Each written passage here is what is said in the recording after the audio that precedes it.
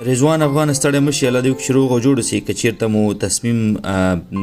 نوي بدل کړی او یا مو مثبت ځواب د فرانسې څخه نه وي اخیستی په لومړي سر کې خو زه فکر کوم چې اوس خو اکثریت هیوادونو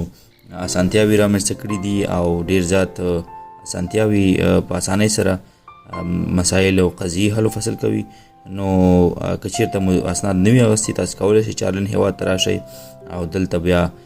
دوی در سره دغه ډبلن 3 په اساس که چېرته د اسایلم ګوتې راووځي برخورد کوي، خو ډېر زیات جدي نه نیسي. د پخوا په پرتله پخوا به ډېر زیات جدي نیول کېدل او تاسو به یې استولی فرانسې ته، یعنې هغې که چېرته تاسو غوښتلی تاسو به یې هلته استولی بیرته هر اروپایي هیواد نه چې تاسو دلته راغلي وئ. خو اوس مهال د جمهوریت د سقوط نه په دې خوا دومره مسایل جدي نه نیول کېږي او حتی هلته بله ویډیو به زما لیدلي یا لنډ انټرویوانې هم نه کېږي، مصاحبې سوالنامه درکوي او سوالنامه ډکوي. خو که چېرته تاسې کولی شئ کوم مشکل چې تاسو په افغانستان کې لرئ هغه په ښه شکل دې تشریح کړئ او څه اثبات یا ثبوتونه در سره وي نو تاسو کولی شئ چې په کم وخت کې خپل ځواب لاسته راوړئ. مننه، عزتمند اوسئ.